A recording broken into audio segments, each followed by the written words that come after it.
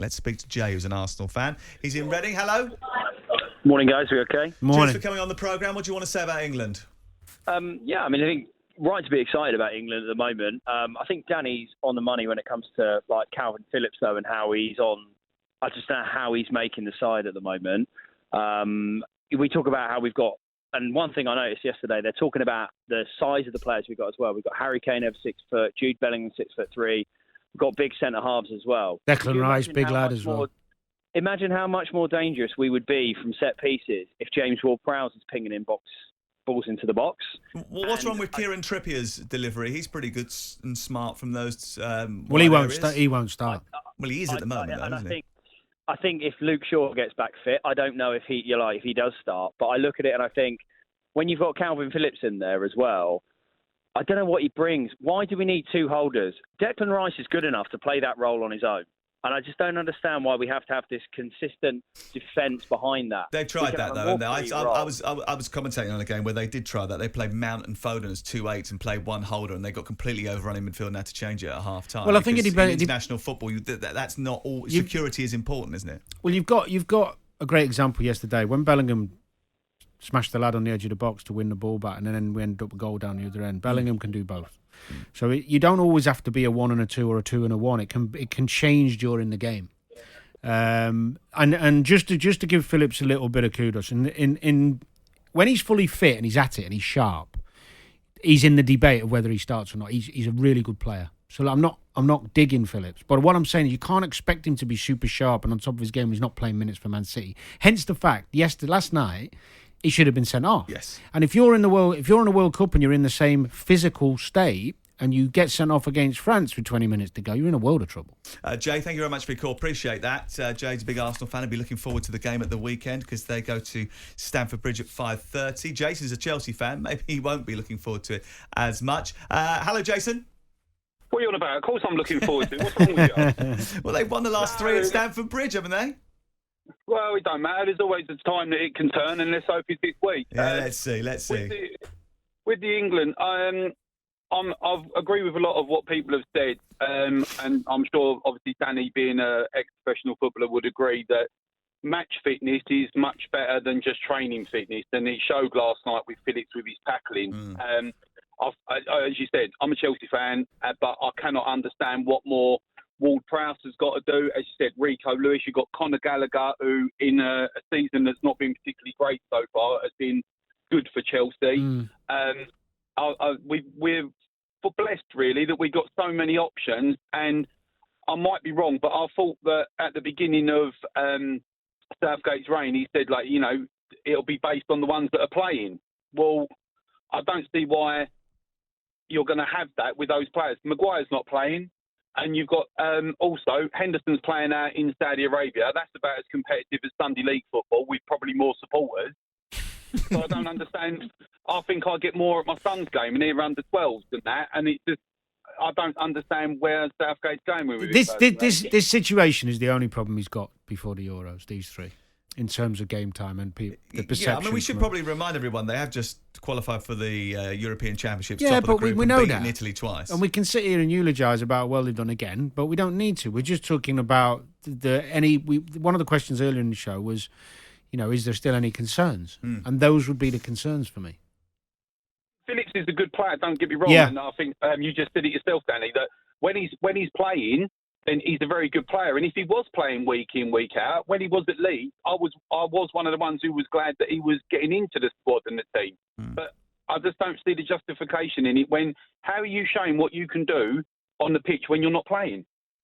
But Gareth will sit there and pore over game after game. He will look at all of the data and he will know what he can get out of each individual player. And there must be a reason why he is selecting. The problem you've got is that he's looking, if you're talking about data on the England games, 90% of the teams they play are very average teams. No, I'm talking about overall. We won't just be looking at the data on the England games. Okay, so if you're looking at Man City games, Premier League games, you won't have many of Phillips he can look at because he doesn't start any.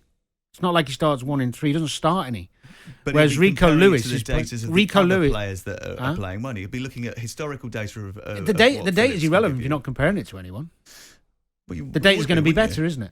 If you're playing and someone's not, your data. How can you compare data? Well, the point is we're looking at certain strands of data from players who are playing and thinking, is he any better than what I know Phillips can do because I've utilised him in the past? But there's no data to look at if someone else isn't playing. Way, your eyes tell you. Yeah, but he's making a decision for a reason. What is that reason? Because he's got his own view on footballers that other people don't. It's a subjective. And but is it a marginal call?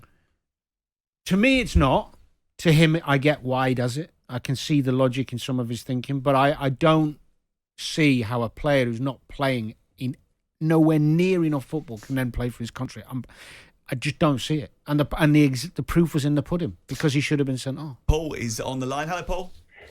How you doing? Yeah, we're good. Thank you. You're through to Simon Jordan and Danny Murphy. Yeah, so what I wanted to say was, look, when I watched that game last night, I saw the same frailties in that performance that I have done over the last 4 or 5 years. And so I question, has this England team improved as a team? I know Bellingham's come through, so that helps.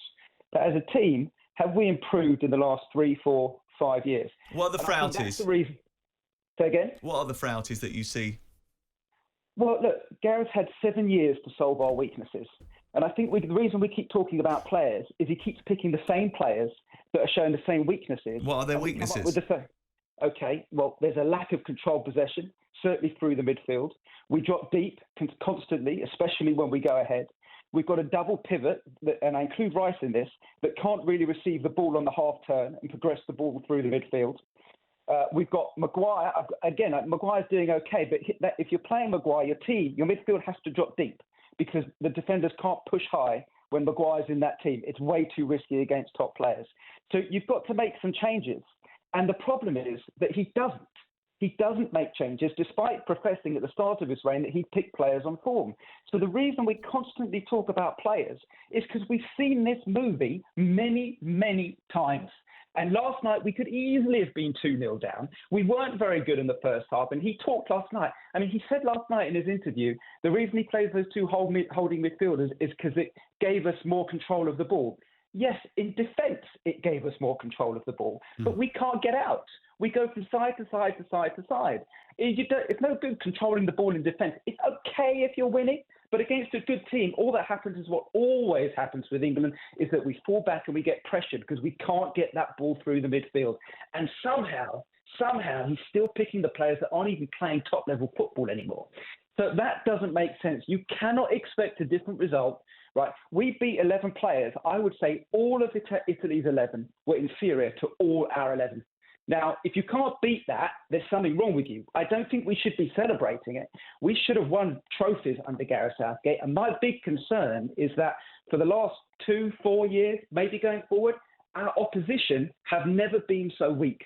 We're not likely to get much longer where Germany and well, maybe not France, but Germany and Italy, Brazil, Argentina are as weak as they have been, and we are as strong as we have been. It's never been more in our favour than it has done for the last 4 years and maybe the next 2 to 4 years. And if he blows it, it may never come again, especially with Kane getting on to 31, 32 years old. You know, we don't have a striker anywhere near his level. If we don't do it now, and he can't see all the mistakes repeating again and again and again, I just don't see it. I don't. You make fantastic points and a fascinating call. Danny, do you want to come back on it? Well, I think he makes some really, really good points. And without dissecting them all, I think what the general feeling is correct in that the cautiousness of Gareth is still there, and the people he picks reflect that, yeah, and the tactics show that. Now, the question is, does he take a huge risk in this last tournament? Because it'll be his last whether he wins it or not. Because I think if he wins it, what more can he do? And if he loses it, it's time for someone else. Does he change what he's going to do and take a risk and be more dynamic and play that extra forward player that you seem to not want to do? It's not I don't want to do it. You said it doesn't work. Why it doesn't? Well, it didn't work the last time you we tried it. You work on it till it does, because we've got some of the best attacking players in the world. I would. And you go out on your shield. I don't think he's going to. Because he thinks percentage-wise, what he's doing gives him the better chance. And he will look at the last 2 tournaments and go, we lost on penalties in the final, and we lost on, basically, if we'd have scored the penalty game, we'd probably gone on and won the World Cup.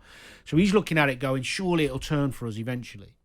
I don't think it will with the way we're playing. I think he makes enough good points. And one of the other, just quickly, the other thing, he made one particularly good point about the defence becoming more pragmatic and deep based on the players you've got behind you. Now, Stones and Maguire's a nice partnership, but it's not the quickest. Stones is reasonably quick, but he's not lightning. I've said for quite a long time. You like Gary, don't you? Because of his pace.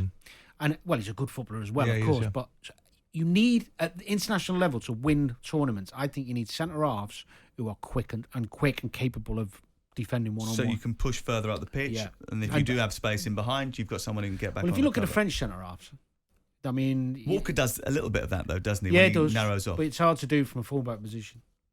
I mean, Varane's losing his pace a little bit, but the rest of them are all lightning. What's the obsession with criticising Southgate, says Roscoe on the text. Just qualified with a near-perfect record, playing really well. Give the guy a break. Maguire, excellent again last night. Anybody want to say that out loud? He did play well. Yeah, I think everyone's looking at the reality. I think that last caller pretty much summarised the entire perspective that a lot of people have.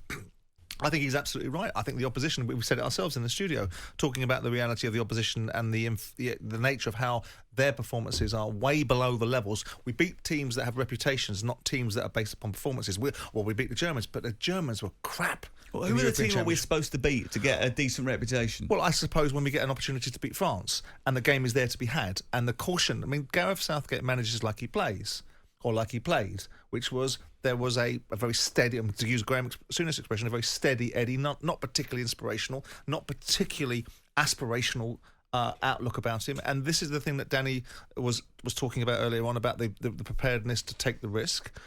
We will see if he does have that in his locker to go into the last tournament, if that's the last tournament he's going to go into, and go, you know what, we're going to leave it all in there. And if we've got an opportunity, because the game against France, when we had France on the racket, it was our opportunity to load up like a boxer and to say, right, we're going to really take this team apart now. We're going to put a different player on, a more offensive opportunity to be taken in this game, but we didn't.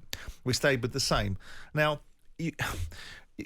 doing the same things, I suppose the caller's observation is the very definition of insanity is doing the same things expecting a better outcome. But we are also in a space where this opposition we're playing against is not great. I don't know who we're fearing in this European Championships. Maybe the French, maybe the Spanish, but we damn sure aren't fearing many of the other teams that are in there. Jim White and Simon Jordan. Monday to Friday mornings from 10 on AM, on DAB, via the talkSPORT app and on your smart speaker. talkSPORT.